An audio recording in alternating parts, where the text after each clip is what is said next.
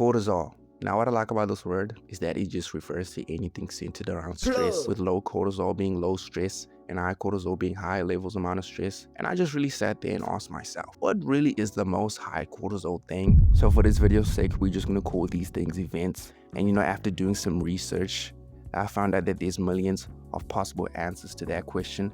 But after more research, I found the most common comedic events. And these are the common ones on social media. So the first one is talking to women, then employment, and then my personal favorite, even though people don't say this a lot, but it's getting fried by your barber.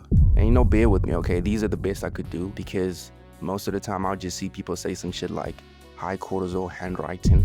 But essentially we're just gonna compare these different events and then find which one is the most high cortisol one. Okay, the first one is chatting to a woman, and I think that this is a universal event for 90% of all males at some point in their life. But really you do get over it eventually when you grow up.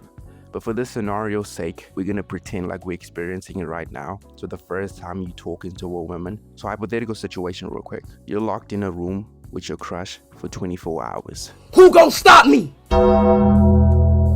In this scenario, you're scared to talk to a woman. So on a scale of 1 to 10, how much cortisol would that be? For me, I'm saying maybe an 8 out of 10. Because if you just keep quiet, then you're gonna be fine, alright?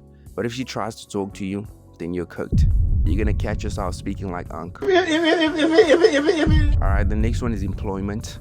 Yes, employment. There's real people out there who's scared to get a job, but not really scared to get a job. I'll more so say there are people who get high cortisol from working their jobs. Like hypothetical situation, you're working for someone who's an old nigga, and let's say they're grumpy, like 80 years old, someone who's ready to move on from this life. But let's say this person absolutely despises you, and any chance they get, they will do you dirty. Like imagine you taking care of an old nigga and he just spits in your face, and there's nothing you can do about it. He's an old nigga. Me personally, I might have to murk him, but that's a whole different conversation. And to think about it, there's so many jobs that give off high cortisol.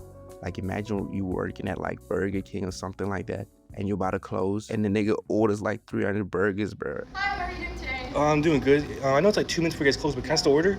Yeah, sure. Cool. Yeah, can I get 10 bacon cheeseburgers, please? 10 bacon cheeseburgers? Yeah, can you get those all the way? All the way? Yeah, Alright. extra bacon too. Extra bacon. And then like 14 large fries. I ain't gonna lie, that shit would get me pissed. And you need the money too, bro. But just imagine going through that every day for like a year. Me personally, I don't think I'll be able to handle it after like 3 days. And I'm trying to speak on this final event on my list. I just brilliantly, came out with like 5 other high cortisol events. Just smart me, okay? So let's just speed run this video real quick. First one is getting pregnant, right? Oh no, getting a pregnant scare.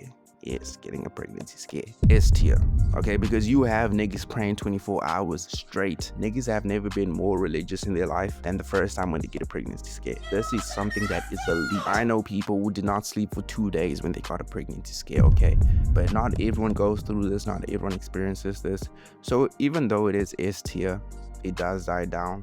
Next is just getting cooked by a barber, like a bad haircut or something like that. And this one really just lasts for about 2 weeks before your cortisol drops and your hair grows eventually. But if you have hair like Lil TJ, I ain't gonna lie, nigga, you permanently stress it, because that nigga hair does not grow.